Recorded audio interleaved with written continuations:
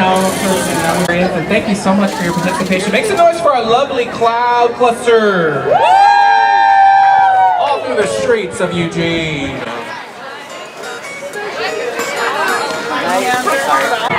Just make sure you all stick and stay and don't go away. We're going to have a lovely, lovely live auction here. What?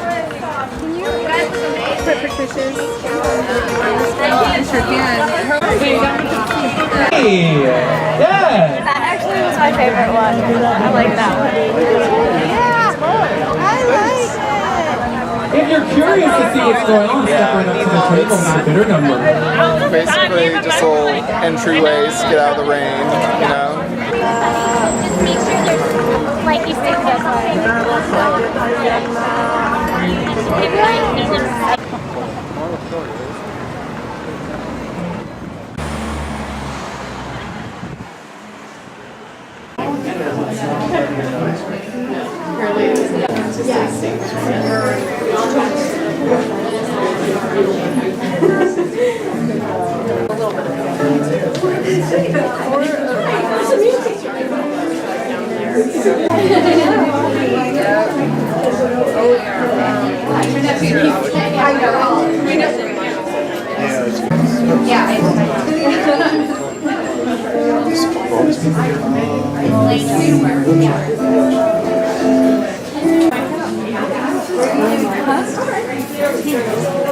you get one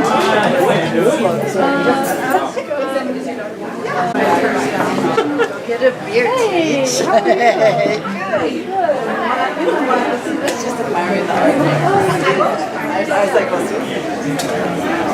I know.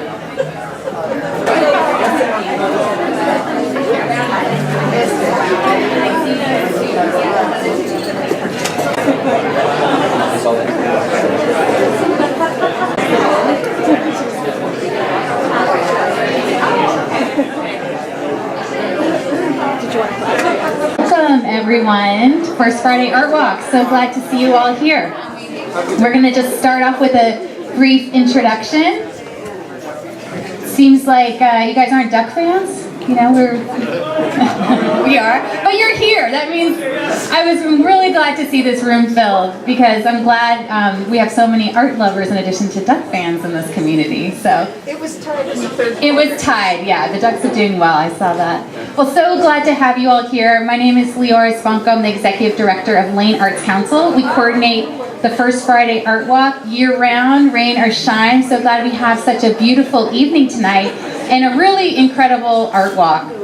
In addition to coordinating the art walk, Lane Arts Council runs arts education in schools. We work with artists to support their development, lots of community work and partnerships throughout Lane County. So please feel free to connect with me later if you'd like to learn more about our work. And tonight we have a fantastic art walk. It's a really unique, and I love that our art walks are becoming more and more unique. There's more partnerships and layering events with different artists and organizations. So you're gonna have a really fun art walk tonight. As you see here, we're at Lane Community College. It has a student show. We'll be going to Kesey Square and seeing Tropical Contemporaries work, and Art City in the city of Eugene has these umbrellas for sale for this project they did. We'll be going to KLCC and actually doing some live broadcasting or creating station IDs and seeing live broadcasting. Going to OSLP Lincoln Gallery to see Mecca's Object Afterlife Challenge. And we'll be going and ending the tour at Raven Framing. That will be doing the art of framing there. So we'll be learning about framing. So this is a very unique tour. So I'm so glad you're all here. And it's really possible because we have community sponsors. So I really want to thank the Eugene Ballet for sponsoring this month's art walk. They're presenting the Firebird. And Tony Pimble, one of the founders of the Eugene Ballet and choreographers, will tell you about this upcoming performance of the Firebird. Thank you. Hi everybody. I'm lucky to see so many people here. In 1982, when the Holt Center opened, the second performance on the silver stage was the Eugene Ballet. They opened with the Eugene Symphony, and then that weekend we opened with the Firebird. So this following weekend, April 13th, 13th and 14th. I just know I'll be there. We are presenting the Firebird once again. When we first did the Firebird, I choreographed it and I danced the role of the Firebird. That was a long time ago. But we have a resident choreographer now who is starting to do more work, Suzanne Haig, and she's doing an entirely new version of the Firebird. It's got an apocalyptic synopsis to it. It's Stravinsky music. Orchestra Next is playing. It's a huge orchestra, over 60 musicians. We didn't know we could fit that many in the pit. So it's very exciting. So I hope you'll join us for this celebration. It's 40 years that we have been performing here in Eugene. So it's very exciting. See you there. Thank you. Can't wait to see it. And I'm really excited to see it. And if you're really excited to see it, we are doing a ticket giveaway. So Mariana's here, our Art Walk volunteer. So if you want to win free tickets to the Firebird, go see her. You can just give her your information and we will do a drawing throughout the evening and you'll win some tickets. And if you don't win tickets, go purchase tickets because you don't want to miss it.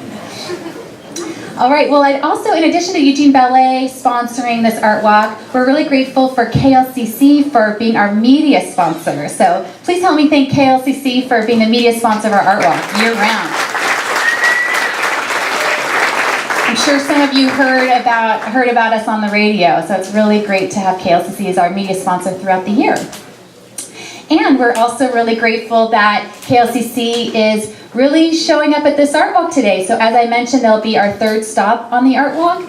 And Jason Brown is our new program director. And he just moved to Eugene to be the program director. He comes with 20 years of experience in public radio. And he's actually going to be your art walk host tonight. So he'll be guiding us through the various stops and interviewing the artists. And you'll really have a great time getting to know him and his experience with public radio. So please help me welcome Jason Brown.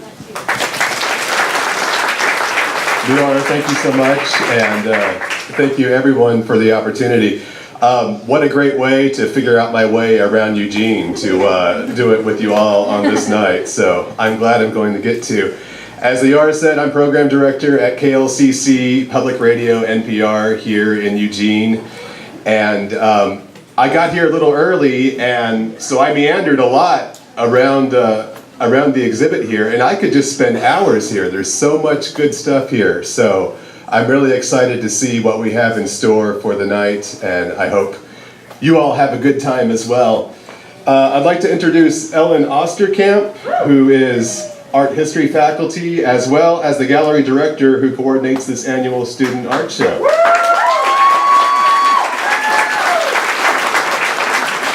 So Ellen, why don't you just tell us a little bit about the show here? Hello, thank you all for coming tonight. This is such a wonderful event, and thank you KLCC and Jason for being a part of this, and Leora and the Lane Arts Council. This is the third year that we've been a part of the Art Walk, and it started a couple of years ago for us because we wanted to figure out a way to bring our student work to the community, to do a pop-up event for one night so that you could see all of the amazing things that our students do out at Lane. So there's a little bit of everything out here. We cover all of the visual media and performing arts. Just as we finish this, our Lane Dance Company will be performing Chrism. You'll see Taylor Irving, who will be performing guitar solos tonight. Our theater company will be performing tonight. We also have painting with our acrylics. We have watercolor. We have charcoal drawings. We have photography. We have video, and we have ceramics and sculpture and everything that I'm sure I'm missing something. But it's a really fun way for us to show you what our students are doing and to give them an opportunity to show off what they've been able to do this year and the last year. So thank you all for coming, and have a wonderful evening.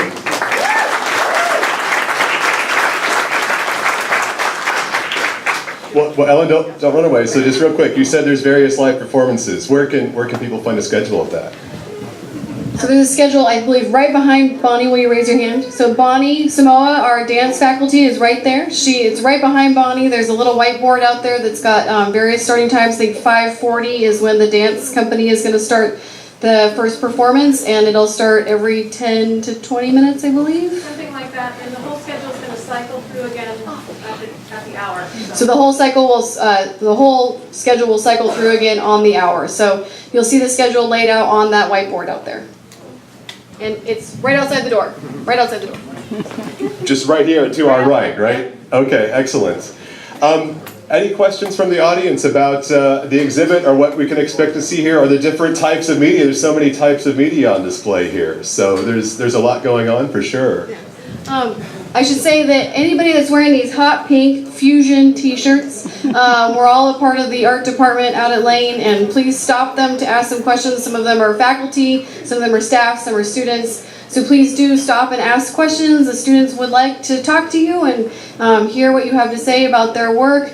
Our interim dean is right back there. Raise your hand, JS, right back there. And we have lots of faculty here tonight, so please do stop one of us, and we'd love to tell you about the programs that we offer at Lane. Okay, well, I think we have about 10 minutes before we're heading off to the next stop, so this is a good opportunity, I think, to have a look at everything we have on display here. Thank you. If you're interested to see the dancing, it's going to start right here out the door. So. Dancing right here out the door. Out the door.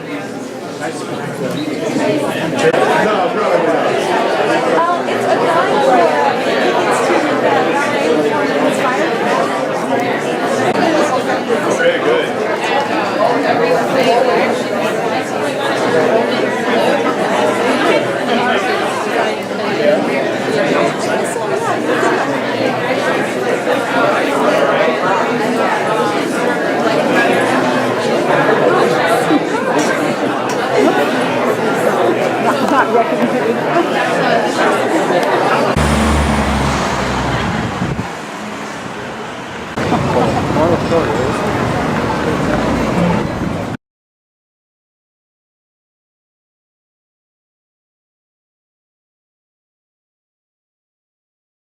Attention or fending off opponents. And then it's pretty Texas tries to run out like words dawn. of head coach Chris B. That's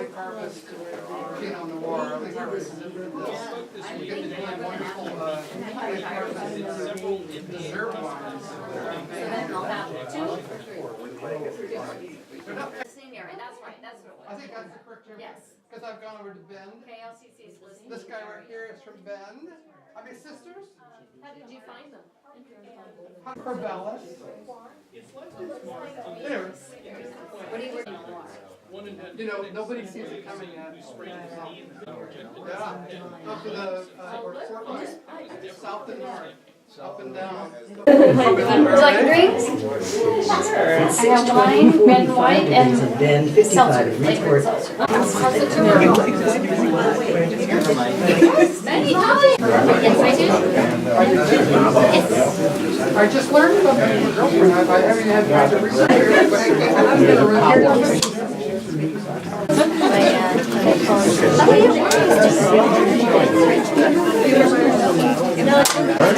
Yeah, you might want to wait your way out. Hello. Thank you everyone for coming out for Stop 3 on the Art Walk at KLCC Radio. I'm Jason Brown, I'm Program Director here at KLCC. And this looks like this is the fun stop. We've had fun at all the stops, but it looks like you all are having a really good time here. So thanks so much for coming out. You might have seen that we have live on the air right now. This is Straight Street. This is hosted by Lauren Purcell Joyner, and you can see that she's on the board right now. She brings in a laptop. This is the soul, R&B, and gospel show. So kind of a throwback sound, but she does it in a contemporary way. She plots her show out on a laptop, and among all the other things that we can do in that studio, it's real easy to plug in a laptop or an iPad or something like that. So that's going on there. Behind me is the new studio. I'm seeing these flashing headphones. If you see those about, they're at the front of the office here. There's different discrete channels that you can listen to examples of KLCC programming. We have music, we have local news. You can just listen to what Lauren is doing live on those, so that's something you might want to check out.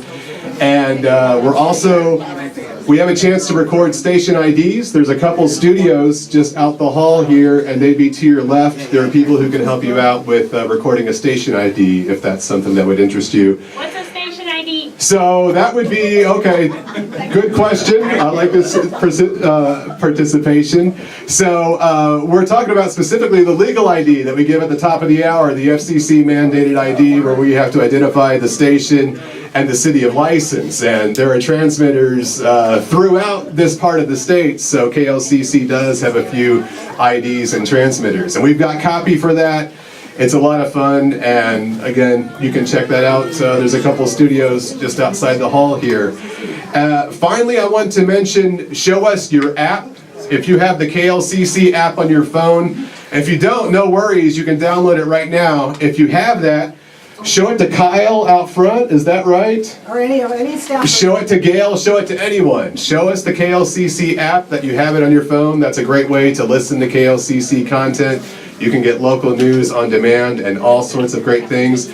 Show us that app and you'll be entered into a drawing for some great KLCC swag. So that's something you want to get in on before the end of the night. So with that said, here's Sandy Brown Jensen. Welcome. Thank you so much. And you're here with your exhibit on display, but if you would, so you also have a connection to KLCC. Tell us about Biz City. Let me take care of that. Hi, my name is Sandy Brown Jensen. My maiden name is Brown, but we're of no relation, even though we look a lot alike. It's amazing. Not that I know of. Not that we know of, but you know, you never know about your parents. Yes, I'm a volunteer at KLCC, and I'm a co-host for a show called Viz City. And some of you old-timers might remember Lottie Streisinger. And she used to say, it would take her the entire 2 minutes just to say her name. My name is Lottie Streisinger. My co-host is Terry Way, who owns Raven Frameworks down on 4th Street. And he framed everything here. So I just thought I'd say a word about the show and how it happens. I'm the person who goes to interview people.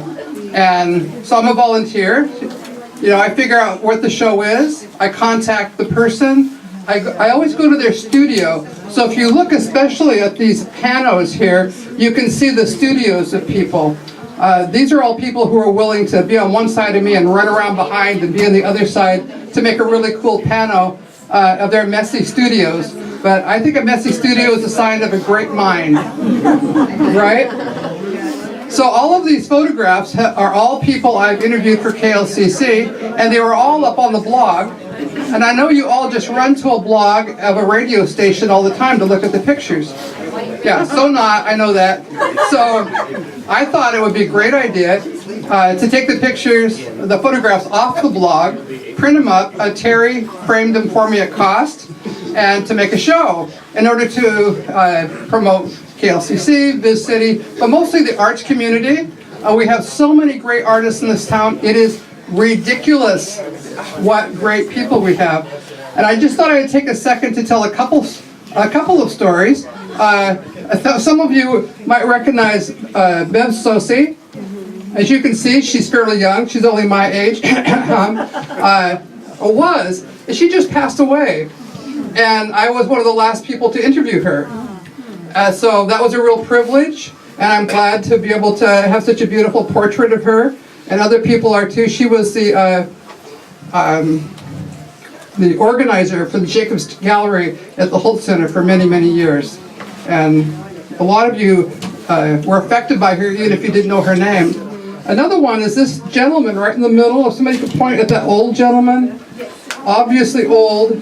Yes, he's like 88. Keith Acapol had a huge, beautiful show at the Jordan Schnitzer Museum of Art. Over 300 pieces, just phenomenal. I went to interview him. He was so gracious to me. He was in a wheelchair. He did have oxygen, but he was just like very vibrant, gave me a great interview. You can listen to it on the KLCC blog if you want to. And I asked to take his photograph, and he said, well, let's, people have sent me these beautiful flowers. I'll sit in front of them. And he arranged himself, and I took his portrait. He died the next day. So I was the last one to photograph him. And so I was contacted by his Alumni Association magazine, Arts magazine all over the world for copies of that image. So I was able to provided in the name of this city for KLCC.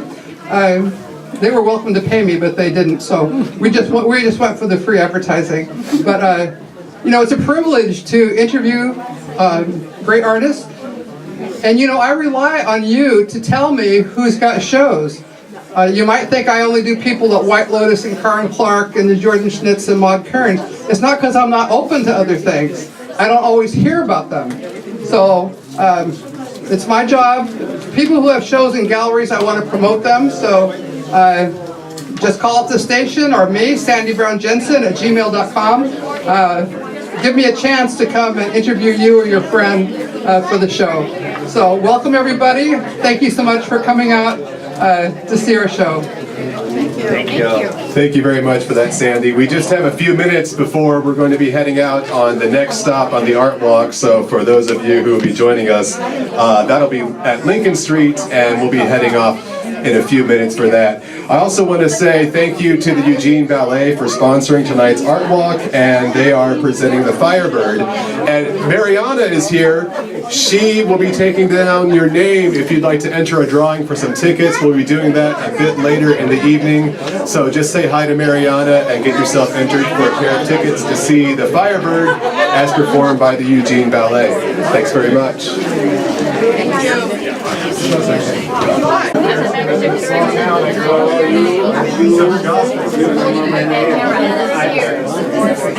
Nice to meet you.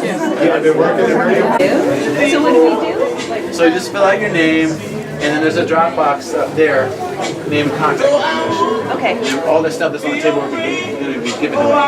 Thank you so much for being here. It's really fun. It's my first time being inside. Really so, cool, yeah. I remember my first time in a radio station. Never thought I'd be working at a radio station. Yeah. So do you work with Rachel McDonald? Because I know Rachel. Every day. Yeah. Rachel's great. Yeah. I knew her when she was living at Vermont, which is like a community house. Oh, yeah. Yeah. Yeah, a friend of mine used to live there.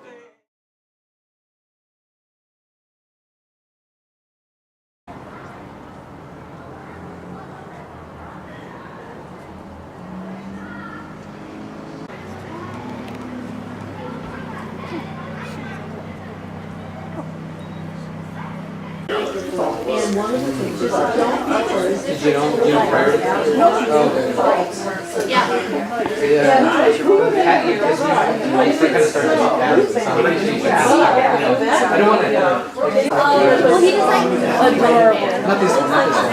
But then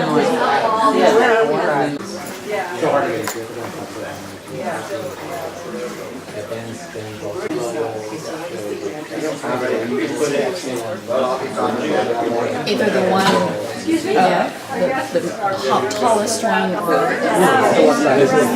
Well, welcome to the fifth stop of the Lane Arts Council Friday Art Walk. This has been a great night for me. What an embarrassment of riches that Eugene has to offer in terms of art. And we've only stopped in 5 places tonight, and we've already seen so much. And I've really had a great time, and I'm grateful to Lane Arts Council for the opportunity.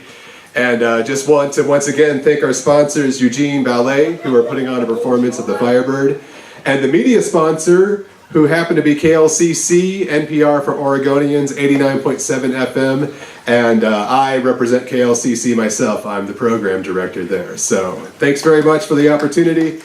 Very glad to be here. Thank you very much. Here with Ann Korn and Terry Way, right? That's right. Yeah, so tell us a bit about framing. What contribution does this have to the art that we have on display here? Well, this is the display we put up, starting with the most approachable thumbtack version. These are just samples of all the variations that we see people bringing in or that they want to create. It just shows these are identical photographs, just a black frame, and you can see as you progress along here how the color, the presentation totally changes the piece itself. Like, look at the sky here with this black frame around it compared to the sky over here with this gray frame. It lets the sky pop, and then the frame here is actually picking up some accents from the cathedral itself. And so these are variations. A lot of times people will find a frame, Goodwill or ready-made frame, that's close to the right size, and they'll put it in there. Nothing really wrong with that. We see that a lot. Then this one has custom sizes. In other words, the borders are designed. Then this one has two mats, same color with a spacer in between to give it some depth. And then this is a version of that one, but with a darker mat, custom lines on it, again with a recessed. And interestingly enough, Ann and I both designed a piece, not knowing what the other person did. This is hers and this one's mine. In fact, they were identical sizes. We put the wrong frame on the other one first, and we're like, whoa, what happened? So that was kind of a surprise to us. Maybe we've been working together too long. I'm not sure. You want to add anything in? Jessica will come get you if you do. I have to say something, I guess. So, the thing that may or may not be clear from what Terry just said is that the effectiveness of this kind of a proportion of your mat, for instance, compared to this one, is significant. And the squeezing a piece of artwork into a frame that is not the right size, this is serviceable, and you can hang it in your house and be fine. But what happens is that we aren't used to mats that have these proportions, and so it draws our attention. It's not a convention. This is very conventional, so we take it for granted and we don't look at the mat. Now, the aim of everything that we do in here is to enhance the artwork, let you see the artwork more than the framing. So these are in progressive degrees more and more and more and more effective. Very good. So you heard the same thing twice. And then the samples over here. The samples on the other wall are just variations of what we can do with color. Like the little cutout with the red map there, that's a paper cutout a friend of ours did. And it's very lively and energetic, and so you can get away with introducing more colors and more texture because it actually almost participates in the artwork itself. So, but you have to be real careful about that, not take too much away. Have you, by chance, have people been able to try their hand at framing here tonight? We're set up right over there. Okay, that's still going on? Yeah, they can do that over there. So it's a great opportunity to apply some of these principles, I guess. And do you think if someone is just now getting into this, is like, would a trial and error approach be something that might be enjoyable or give you a serendipitous result or something like that? Well, it's amazing how people come to the design process feeling overwhelmed before they start because they're pretty sure they don't know how things go. But as you put various colors and textures down, they can feel what's right and wrong. They may not be able to verbalize it because it's a feeling thing. So that's what you can see over here. There's a photograph there with the mirror so you can see what it looks like on the wall. And as you try various colors and frames, it'll talk back to you. You just have to be aware of what kind of a story you want to tell, what kind of a atmosphere you want to create for the artwork. As all of those, you have to create the right setting for the art. It's like it's the jewel and the frame is the setting to make it look good. Wonderful. Well, thank you very much. We really appreciate your time, and what a great way to cap off the evening. This is a fantastic ending to a fantastic art walk. Thank you very much. So, doing this again in May, right? The next art walk is the first Friday, May 3rd? I don't know yet. Look on your calendar for what the first Friday is, and this is happening then. Thank you very much. Yeah. It was, well, I mean, it was a lot of good stuff. Well, I can tell you all professional, this is, well, This is a lot of an operation to cart around town. So yes, that's very unique for sure. Paige was going to meet us, but she called me a while ago.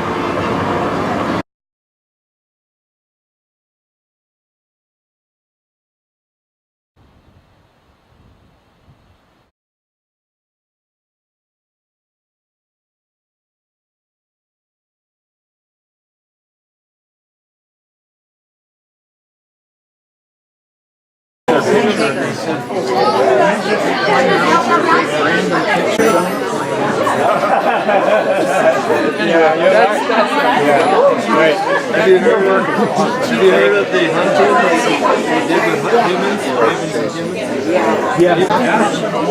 We need a bigger room. Night. My name is Santa Frida Babosita. I'm your reigning slug queen. And thank you. And the patron slug of arts and culture. So this is like right up my alley, leading the Art Walk. I'm excited to be here. So first of all, Art Walk is not possible without our sponsors. So I want to tell you about our sponsors so we can thank them. Our media sponsor tonight is Eugene Magazine, and our Art Walk sponsor is Green Hill Humane Society, whose 10th annual Art for Animals event is coming up on November 10th. And to find out more, you can go to www.green-hill.org for more details. So we are at Raven Frameworks, and Terry and Ann, near and dear to my heart. I love them so much, and I'm glad that they're here, and that they are featuring the artwork of Dan Chen. We get to talk with Dan tonight about his exhibit, and you don't have a particular name or anything, so why don't you come down over here and tell us more about this particular exhibit and what you've got going on. Well, I'm not sure. Well, when Terry and Ann, we have coffees pretty constantly, and I say, hey, you know what? Why don't we just have your work over here? I say, you better be careful. I'm going to take over your shop. So I'm kind of, you can see, kind of start moving that direction. So anyway, it's nothing really special, and just something new that I have been doing. For this particular ones is some of the background work with watercolor and cell, pastels, and charcoal, and all kinds of stuff. And then the newest one is the engraving acrylic with LED lights, so you can see a few of those, and one back there too. So that's the kind of the new work that I have been doing this this particular year. So anyway, any questions? Yes, I have questions for you. So tell us more about some of the individual techniques that you've got going on here. You've got a lot of different mediums, and they all seem fascinating in their own right, but tell us about each one a little more in depth. Well, the way I see it, and the word I always use is lack of focus. But if you're an artist, you know, you kind of, you know, you get bored and you're moving on. So I'm kind of moving on and picking up a lot of tools. Like watercolor and cell is my traditional Chinese watercolor as, you know, my training to start with, and then drawings on top of that, and then, you know, sculpting and on top of that, and kind of, you know, combine them together. That's the one back there is called a spring.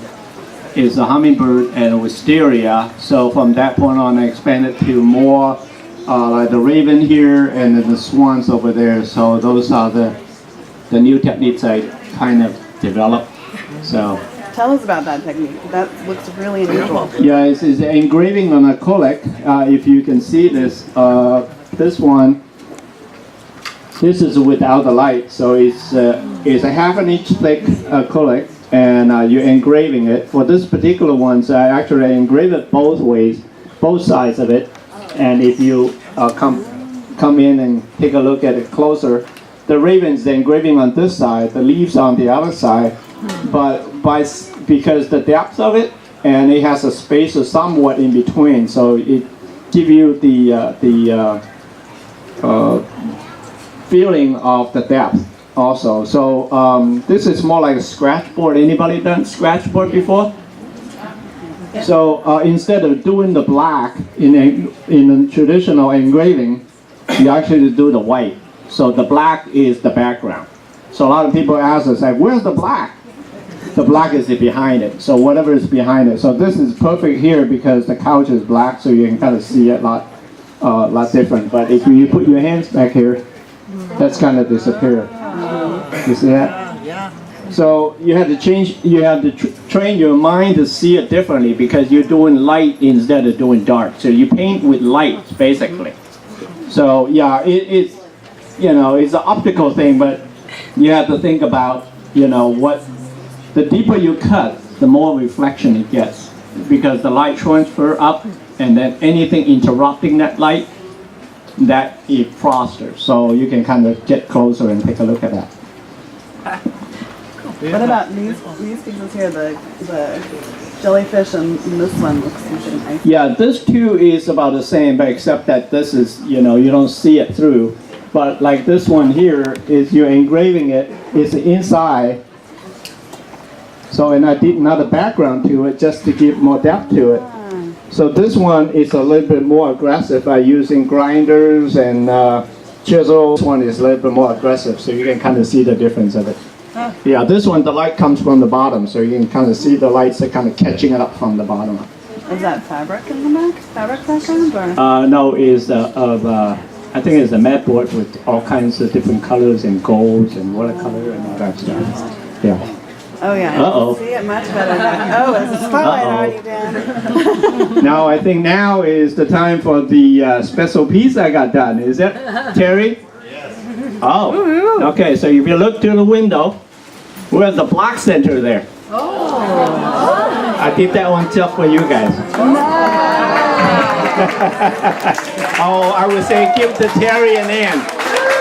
This is with the color LED light, so in a different mode. So yeah, because there's so much light outside, so that's why we put a block.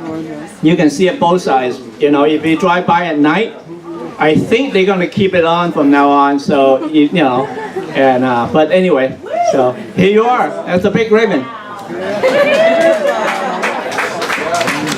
Thanks so much, Dan. If anyone has any questions for Dan, he's here. You can come right on up and ask him, and we'll be here for another 10 minutes. Junita means like my little daughter. Junita, it means like Frida when she was younger. Yeah, well, you have the basic understanding of the book, and then you can.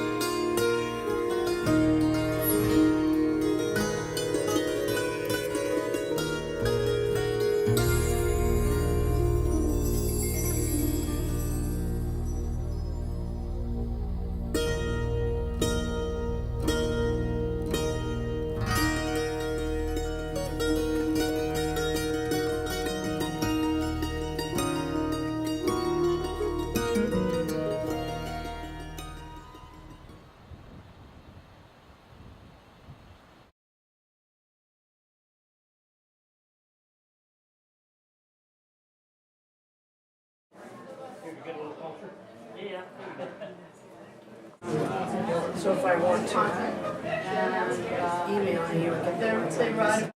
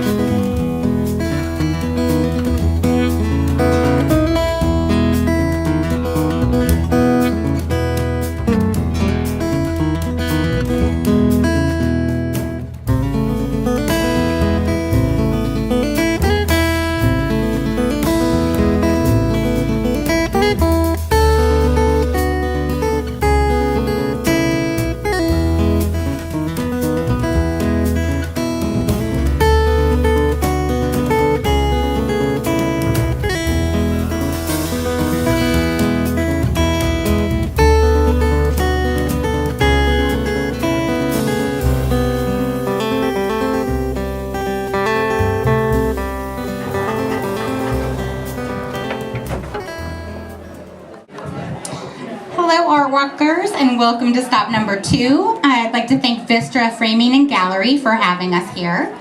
I'm really excited when I saw the lineup for Art Walk. I'm like, oh, I gotta interview Jan Elliott. She probably doesn't need any introduction. If you don't know who she is, she's the illustrator behind Stone Soup, which is featured in 300 newspapers, is that right? 300 newspapers across the country. It's so exciting.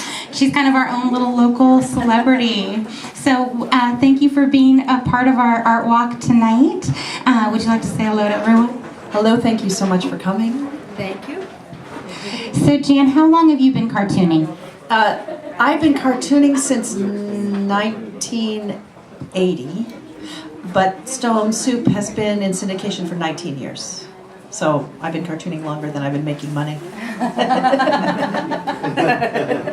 that the way it is? I think that's true for every artist. So can you tell us a little bit about what is the inspiration behind Stone Soup? When I created the strip, I was a single working mom, divorced working mom of 2 girls who fought all the time. And I just started drawing cartoons about being broke and frustrated with being a parent and wanting to be a better one, and you know, just how hard life was. And I found that the cartoons were really therapeutic. And so when I had 10 done, I took them to the publisher of a local alternative news weekly. Before the weekly, there was something called the Willamette Valley Observer in 1980. Lynn knows the Observer. And I had only 10 cartoons, and he looked at them and he said, oh, I like these, I'll put them in the paper. And there I was, I had a publisher. So that gave me a lot of early and not really earned confidence, because I thought if it was that easy to get one paper, I could get a whole bunch more. No, I couldn't. But I did have my one paper and my $10 a week, and it gave me a deadline and a reason to draw, so I was getting the strip done every day. So I really was just drawing from my life and about what was going on around me in Eugene, and just really whatever I thought of on the Sunday night that I did it before it was due on Monday morning, because because that's how we roll. Never do anything before you have to. Yes, procrastination. It's awesome. Often a friend and an enemy. Yes, that's right. That's right. Excellent. Well, it's inspired by your life, but I would say reading it that it actually kind of transcends just one person's life. We can all relate to different elements of the characters. Well, the characters are really all part of me at this point. I mean, my daughters, bless their hearts, are in their 40s now. So I am not writing about them, and they're very happy about that. They have children as well, so I sometimes get material, you know, from their little ones. But, you know, my characters after 19 years really have lives of their own, and they were all inspired by real people. There was a real Wally, and you know, they're just all very real to me, but I can't completely control them now, and they kind of just, they have their own life and their own interaction, and they talk to each other, and I try to get them to do things and they won't, and you know, so it's kind of like what I started with when they wouldn't do what I told them. I'm back to that now. Very nice. If there's one thing you want people to walk away from tonight, having looked at maybe some of your strips or meeting you, what is that? One thing I want you to walk away from. I don't know. It's harder than it looks. It's a lot harder than it looks. The cartoon comes out 7 days a week. Every Monday I have to think up 7 ideas. Maybe it sounds easy. I challenge you to try it. And then, of course, you're on the same page as Zitz and Baby Blues and Doonesbury and all these great strips that you want to measure up to. So it's really a challenge, and it's really fun. And it's my own little world, and I love doing it. Does anyone out there have a question they've always wanted to ask Jan? I got to ask her mine. Really?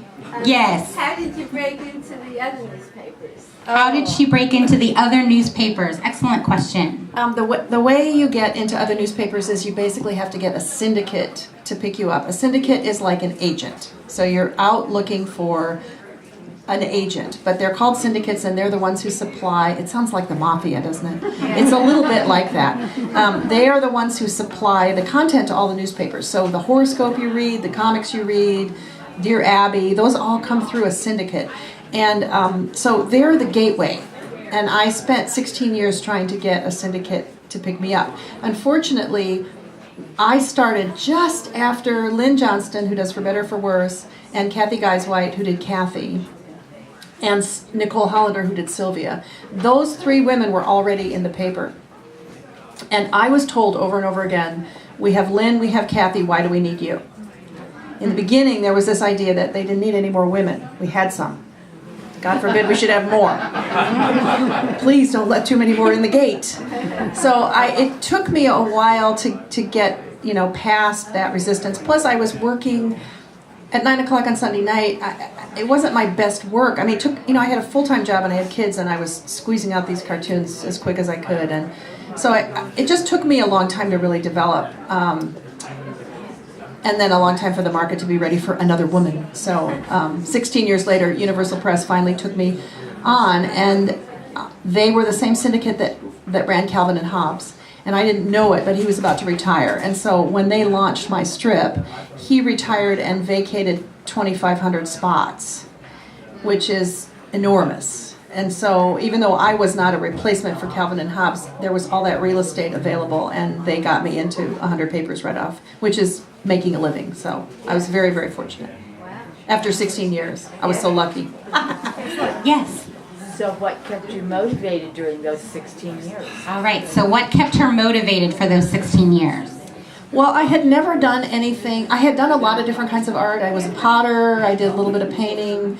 I wrote. I did a little of everything, but I had never done anything where I completely lost track of time. And when I started cartooning, I would completely lose track of time, and the house would get cold, and it'd be midnight, and I'd realize that I was actually freezing, and I hadn't noticed. And so I just decided I should focus on that. And I loved being published. I really liked being published. I liked having people comment on what I did. I liked seeing it in the paper.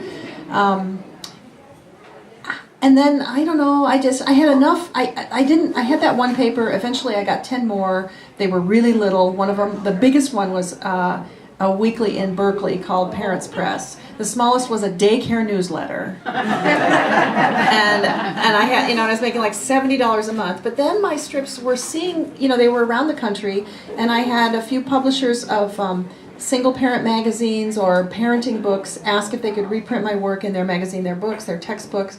So there was just like enough interest and enough success that I kind of kept thinking, well, okay, it could be me. And then I'm really stubborn, and I just kept at it, and I just didn't want to do anything else. So I ended up with a job in advertising, graphic design. I had a decent job. Raising the kids was less hard. I eventually remarried after 10 years, and I really put another big push on after Ted and I got married, because I had more energy for it because I wasn't the sole breadwinner anymore. And he was very supportive and thought, because I asked him a lot of times, am I crazy? But, he's like, no. No. Excellent. We have time for one more question. Yeah, so you said you get lost in it, and Is that the art part of it or the theme part of it? So do you get lost in the Did art you- part or did the art theme? sort of just flow? Well, I write everything first, but I think at the beginning I was kind of doing it together because I was just doing one cartoon a week.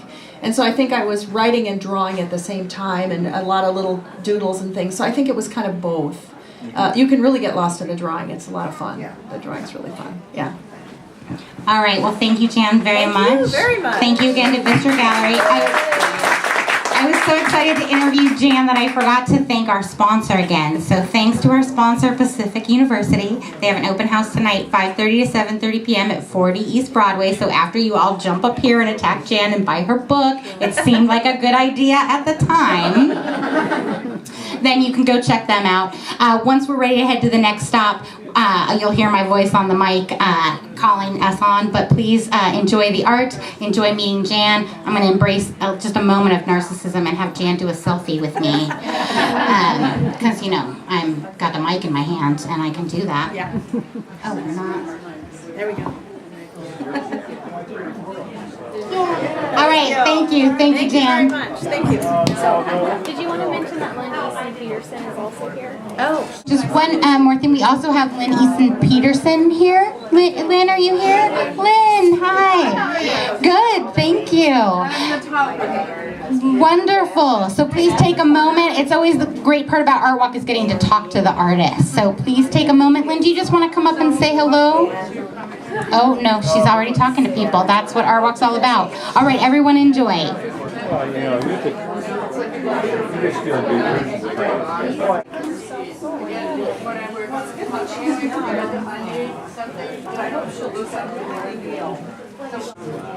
So if I want to email you, they run. It takes me away. It's like having somebody read me. I'm already. I make all the copies. So these pieces are made that size.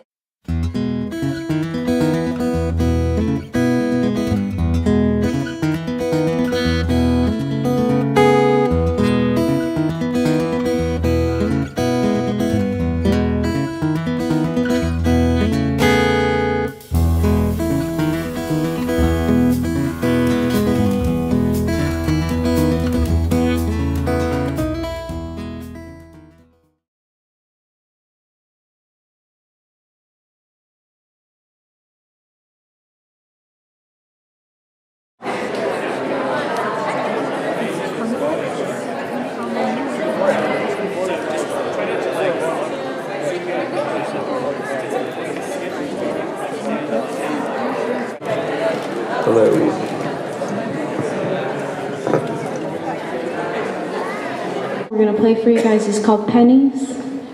It's featured on our CD back there up front. I guess, I mean back there compared to where I am. But yeah, this is Pennies. 1, 2, 1, 2, 3.